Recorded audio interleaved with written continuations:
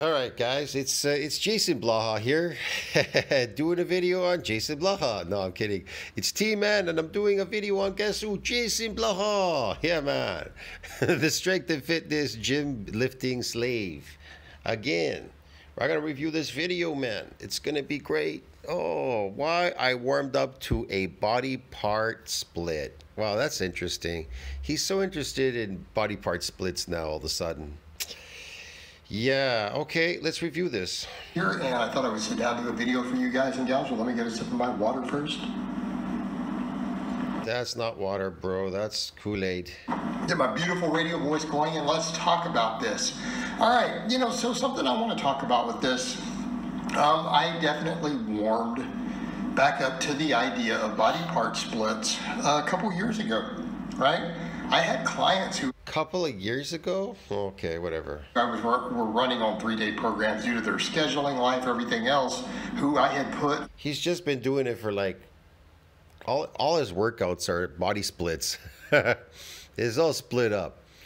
He's been doing it for the last, I don't know, whatever, 2 decades or something. And yeah, he just warmed up to it. Okay. On basically squat, bench, deadlift programs. And guess what? They all made really good progress. And they were not noob lifters. They all trained hard. They all did the movements I told them to do, and they did the stuff that I told them to do. Why is he still lying to everybody on his channel? He doesn't have anybody, doesn't tell, nobody listens to him, nobody cares about Blaha. It's full of shit. Only Alpha Destiny. Crazy people like Alpha Destiny loved Blaha. Blaha, 5x5. I did this 5x5 program. Well, guess what? Everything works in the beginning and then it stops working. That's why people get crazy when it comes to fitness, bodybuilding. Bodybuilding makes people crazy because it stops working. And they can't figure it out why. They get frustrated and then they leave it. That's why. For many people, it just stops working. It does stop working. Like I said, everything works in the beginning for lots of people, and then it stops working. Like your job, you go to your minimum wage job. It works in the beginning. You start, they pay you minimum wage. You go to work, they pay you minimum wage, but then it stops working at some point.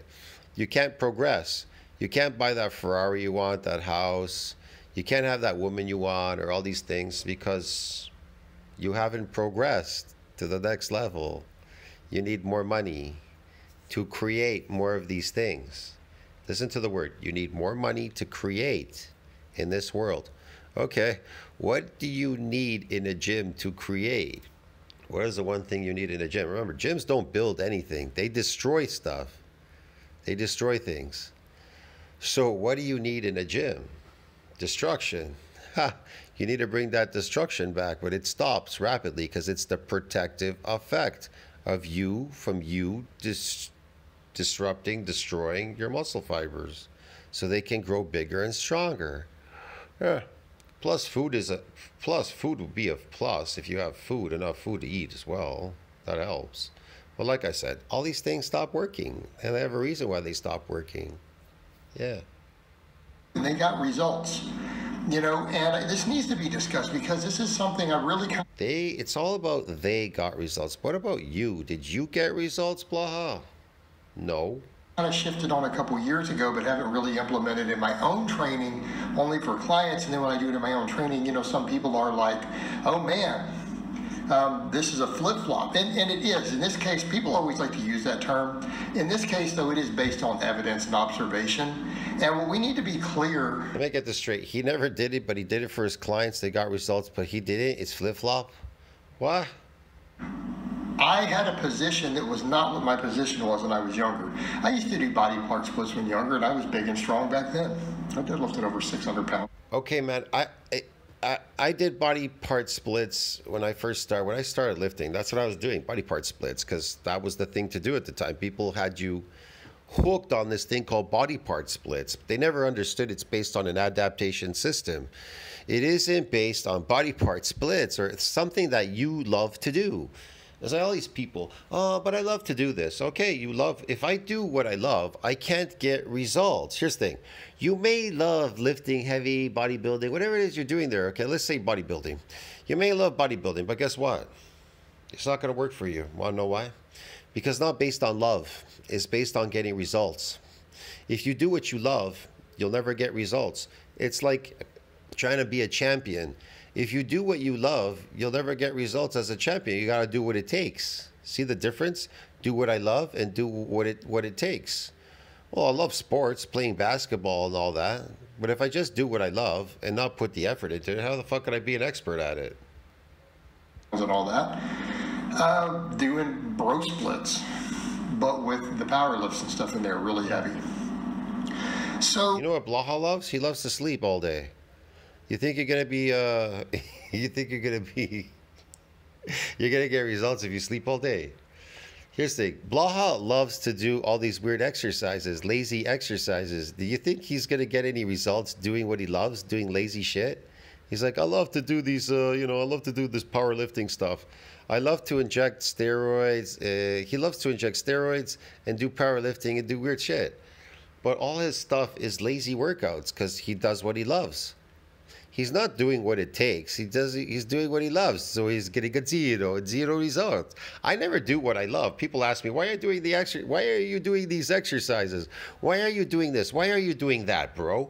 Because want to know why? Because I'm fucking doing what it takes, bro. I'm doing what it takes, not what you guys I love to do. These stupid ass exercises that are getting you a zero. Why do you think my body's changing and theirs is not? Look at Blaha. I just got into the gym and I'm changing rapidly. How come he's not changing? Because he's doing what he loves. And I'm changing because I do what it takes. There's the difference. But oh, get it? So people could make all the fun they want of my lifting videos or whatever fuck I'm doing there. But guess what? Body is going to do the talking, bro. I may be speaking, but body's doing the talking. And his body says, a zero, I told you. I trained it that way just like everyone else. As I did more research and reading and studying. I did. I trained like that too, like everybody else. And you know what it got me, man? A zero. Because I was training because that's what you love to do. And you get the zero. All the various programming of different strength coaches, even before I was doing YouTube and I started doing the tubes in 2012, I came across all this data showing that muscle growth, in theory, might only last for up to 48 hours after we train. Any given. See, muscle growth is only going to last up to 48 hours after you train. It's called inflammatory response muscles, fake muscles. Muscle. And so when I look at that and I look at the full body programs, that's why I reintroduced some of that stuff, helped push some of it out there. It was already trending and I helped push it out because people need to remember. It was already trending. He helped push it out. He's not an influencer. Nobody gives a shit about Blaha. I actually had a very big following relative to the size of YouTube at the time. He had a big following relatively to the size of YouTube. Oh my God, he had a big following. Where was this? In the gym? Where was this? In the street? 12 years ago. So 12 years ago, you had nothing. You were a ridiculous person making ridiculous videos on the internet about fake Merc shit and all that. I remember when you popped up on the scene. I saw you. You're not fooling anybody, Blaha. Yeah, I pushed all that stuff out. And I think it helped people because it got people back to the basics. And I had people doing, hey, let's do big, heavy barbell-based programs where that's most of your work, and let's throw a couple isolation movements in, right, for your arms and things. Yeah, there were a few stupid people like Alpha Destiny that fell for your shit. The 5x5 crap, whatever, I remember. There were some dumb people out there. But a lot of them, they're already gone. They disappeared. And it did work great. And then all that time I kept with that because the evidence, I thought the evidence showed the stuff with muscle protein synthesis. But what it turned out later is that the data just wasn't that good. These were not very many studies. They were small scale, and larger scale studies started showing. What do you talk about? There were a lot of good studies out there. It doesn't really seem to be the case. People doing once a week, as long as volume was matched, made great gains. In some cases, as long as they trained hard. Yeah, once a week is better because you're resensitized, and a bunch of other things. There's a reason why you want to do it. You want to do less. Less will get you more. Doing more is going to get you less because you're adapted. enough even when volume wasn't that good. We've seen cases where people doing 10 or less sets a week saw fantastic muscle growth, even training a muscle once a week. It kind of falls back to what we saw for years, because when I started out, I still got good results doing the other stuff, right? I got good results in my 20s doing regular. Here's the thing. If you've never done pronation for your forearms, pronating your forearms with the weights, well, guess what? When you start doing it the first time, the second, the third time, you're going to get a couple of adaptations there doing it. You understand me?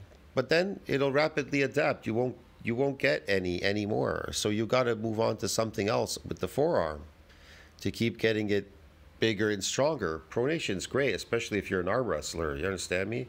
But again, arm wrestlers, they switch. They move from other exercises. They move from one to the other. Yeah, if you know what you're doing as an arm wrestler, how to get these adaptations in your arm, you're gonna be a champion. You're gonna be amazing. But if you don't know how to get them, there's this hot off the press study on niacin that indicates that niacin make. Okay, sorry about that. I don't know why that happened. Shit. There we go. That was a short. Anyways, yeah. So like I said, in arm wrestling, you got to know how to get these adaptations, man. They're important.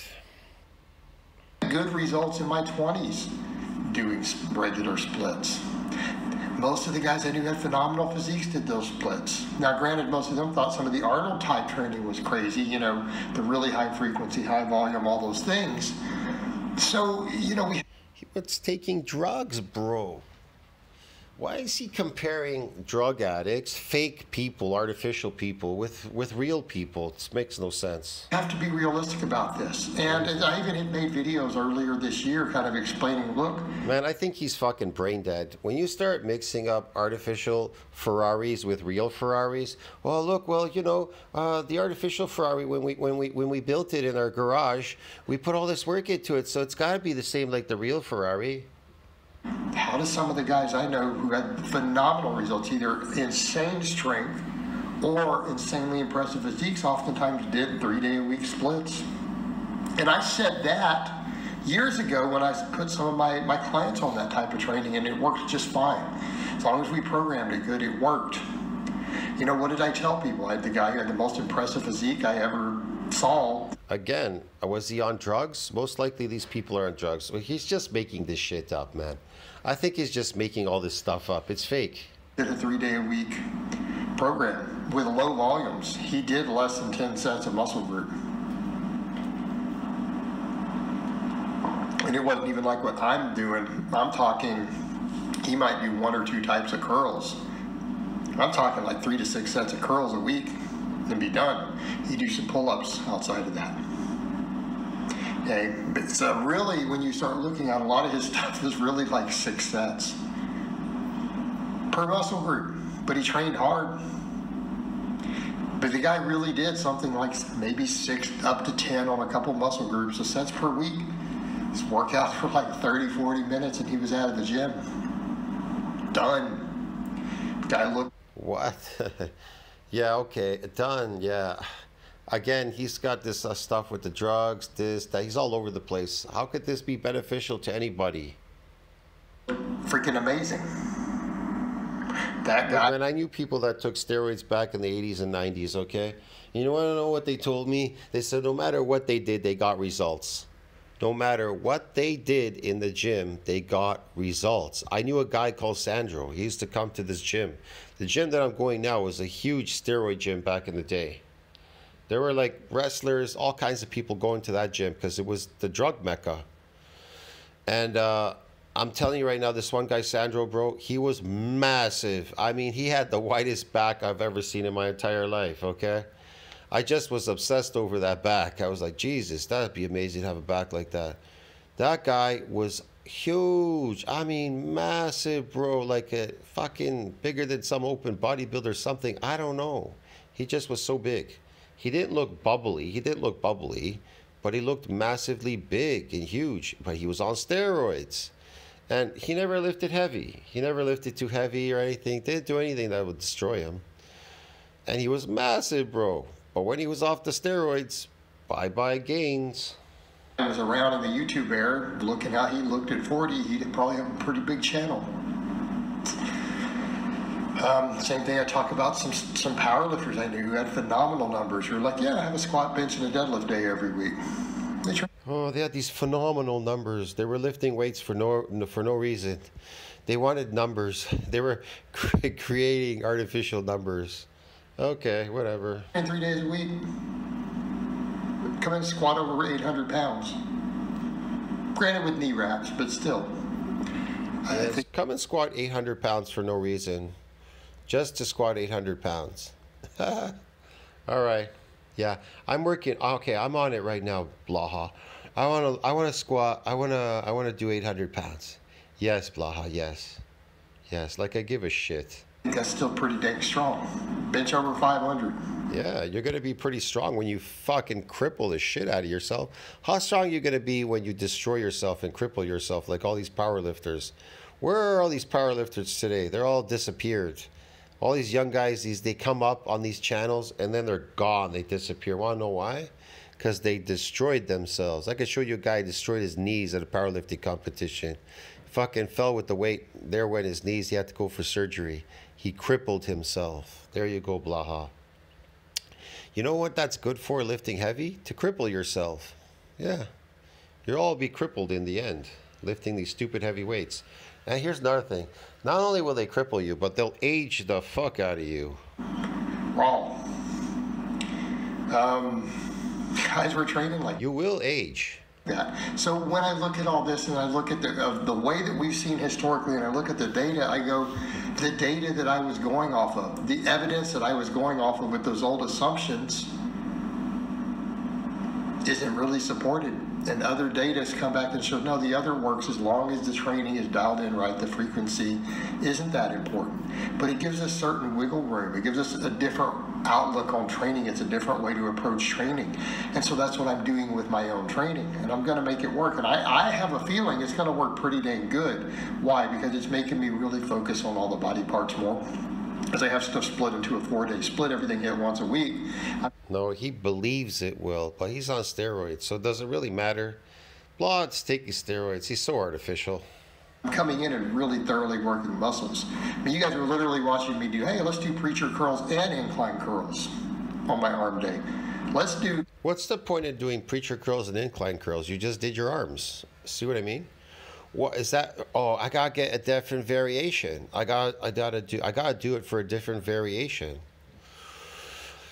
Man, just stick to one thing and finish with it. Just do it, man. Say the barbell curls or dumbbell curls. I don't know. There's no difference between barbell curls and dumbbell curls. What you're doing is you're doing one arm at a time. One is relaxing while the other one goes up in the air. That's about it. With a barbell curl, neither one is relaxing. They're both moving in real time. Close grip presses and 2 different angles of extensions to hit the long head. Okay, now let's train hard on them. You start doing that sort of stuff, I think my arms are going to start growing again. We're probably going to see some arm growth. Same thing will happen. They're just going to start growing like that, but they're adapted. So how are they going to grow? How do you get an adaptation, Blaha? And how do you get out of being adapted to something? How do you do it? How do you do that? If I do, after my chest, I do some shoulder stuff. I think people are going to be surprised I'm going to do more with the leg thing. We saw a return. You think Blaha even knows about the repeated bout effect phenomena? Do you think he knows what adaptation is and what it means to be adapted? Of the old school belt squat, which we know I got good results doing before. Does he know that myofibrillar growth is based on muscle damage? Does he know that sarcoplasmic is based on carbohydrate? So I don't have a leg press, I'll do that. And then, I get the bullet. Does he know that myocytic androgen receptor controls the strength but not the mass of the limb muscles? Does he know these things? Does he know that it's reached the ceiling limit? MND size has reached the ceiling limit during hypertrophic process, where the progenitor the satellite cell is beyond where it could donate any extra nuclei to that domain to support further muscle growth. Does he know any of these? And these are just like relative things that lifters should know. I mean, does he know that it's an adaptation process? The repeated bout effect protects muscle from a repeated bout of muscle damage. That's why you don't want to do things with repeated bouts. You understand me? Look, I think people don't even understand this. When you come into the gym, that first bout that you do, let's say you are unadapted to these exercises, that first bout that you do, when you come to the gym, you lift, that very first bout is going to get you the most damage. People ask me, well, why are you doing 60 reps on your first set, 60 reps? Because I know on the first bout, the majority of damage will be occurred, and it'll start protecting itself from any more damage. It'll already happen even while you're in the gym lifting. And here's another thing. So when you come back to the gym to lift, because you're coming back relatively too quick to the gym, it still will be protected now. It won't damage. You may eke out on the first bout again. The first, second, and the third time, you may eke out a little bit more damage lifting, but by the third time, the fourth time, completely gone. You're not going to feel any more DOMs. You're not going to have any more restriction, movement, reduced force capacity, or anything, because that's associated with muscle damage. So you're not going to get any of these things anymore. They're going to go away. So what are you doing there exactly now in the gym? What have you become if you just stay there, stagnation? And again, I've kind of said, I don't think sissy squats are that great. It's kind of like when goblet squats, I used to say that years ago, that I really look at what Dan John was saying about them. Okay, you guys remember that? And I said, you know, Dan John's a pretty smart coach. He's got more experience than I do. He's got at least 10, 15 years of experience on me. And very successful experience. Maybe I should look at what he's saying about goblet squats. Lo and behold, I did, and I still use them for some of my clients to this day. I considered using them again myself. That was going to be what I considered after the belt squat. I was actually going to start doing goblet squats, but then I looked at the sissy squat further. I know a couple of really good lifters with good quads who do goblet squats. The sissy squats are better because they pull your legs inwards. They give you much more of a stretch on the quad. The goblet squat can give you a stretch. You're just going up and down. Yeah, but the other one is much better. There's more force against it. I've gone and looked at some of the data, look at the biomechanics. It's like, yeah, it makes sense. Mainly, I didn't like the name sissy in it, you know, which is funny because they're actually pretty hard. But again, he didn't like the name sissy. That's just a word. They just call it that. Okay, whatever. We have to set aside things and say, look, I'm wrong. And if we're wrong on something and we have other tools available, it doesn't mean the other stuff didn't work. So I want to be clear, upper lower splits work great. I built 600-pound squatters. He built 600-pound squatters on upper lower, but didn't build any muscle. 700-pound deadlifters doing those. Yeah. They do. You will. What happens is this. Yeah, you come in bro splits and you're lifting now, but you're not damaging muscle. You're not building any muscles. You're getting whatever 600-pound squat like you just said or whatever. These squatters, maybe, I don't know. I think he's full of shit, but whatever. But that's another adaptation process. That's force production. It takes off. Yeah. Work. They clearly work. You simply are getting better at lifting these things. But so does this other. Just like those different exercises, I could look at them and go, you know what? Done correctly, preacher curls can work great. Are they an injury risk? Yes, if you do them wrong. They're very dangerous. Snap your bicep up quicker than a deadlift will. Do them correctly, they're phenomenal. Same thing with a sissy squat. I've looked at it and said, I've seen people tear quads, but it's like how they're setting the bench wrong. Not doing it correctly, okay? You have to be open to these tools. You have to be open to new data. And this is something I've been saying for years as a coach. You have to be open to new data, guys. Come on. New tools. For years as a coach, I've been saying every single year that I have coached, my knowledge has doubled. Every single year, year after year after year. For the last 5 years, if his knowledge has increased, then why doesn't it reflect on his physique? And why does he need steroids if that's true? Why is he taking steroids to lift these weights? Without the steroids, all that forced production he's got there is going to go away because he never built it. He never built it. It's artificially induced. It's fake. Knowledge has doubled with every year I get a coaching and more experience, looking at what other coaches are doing different stuff with my clients, learning more. And that's going to carry over the channel. I've told you guys that for a long time. The best is these people, you get these like crazy people out there in the lifting world, and they go, oh, you know, you should max out your newbie gains or whatever. You should max out something in your gains and this and that, blah, blah, blah, blah, blah, blah, blah. And then take drugs, and then take drugs. Would it matter? No, it wouldn't matter jack shit, whether you took them or not. When you took them in the beginning or later in between, it's all fake, okay? The gains and the strength is gonna go away when you go off the drugs. They're maintained while on the drugs, if they don't kill you first. Carry over to this channel, stuff is going to go in different directions.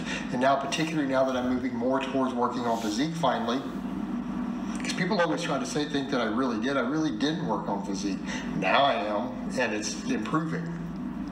And we're going to continue that approach. And I am going to do a lot of new things, as long as they make sense biomechanically, as long as they make sense in terms of the way the body adapts.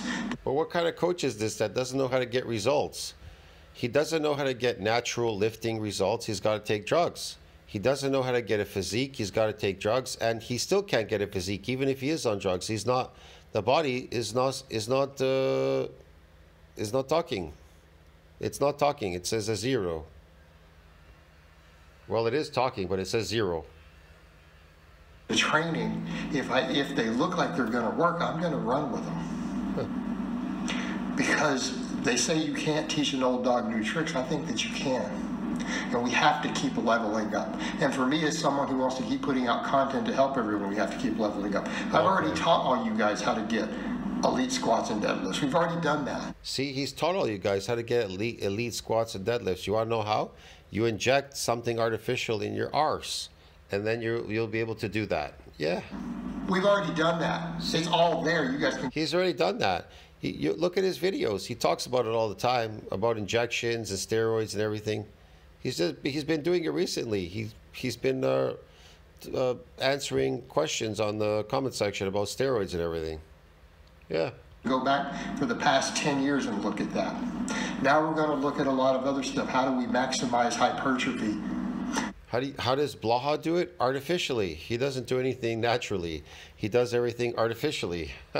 How do we balance out certain different muscles? How do we do this stuff? How do we do all this while getting leaner and while staying within our recoverable volume all the time and not getting over fatigued? Yeah, how do you do that in the natural world as opposed to the artificial world, Blaha? Okay, again, we keep skilling up. Okay. It's important. Yeah, scaling up. All right, guys, but that's really all I have to say on that today. I hope it's been informative. It was very uninformative, man. You never informed anybody about anything. You just blabbed and made up a bunch of fake stuff. Like, none of that made sense. No, I would never follow. If I followed anything you said, I would be a failure to this day still. Just like all these fake clients you have. I'll see you in the next one, man, friends. Tell what you think about that. Like, subscribe. Comment down below helps with the algorithm. I'll see you in the next one. Blaha. Faker than the last time.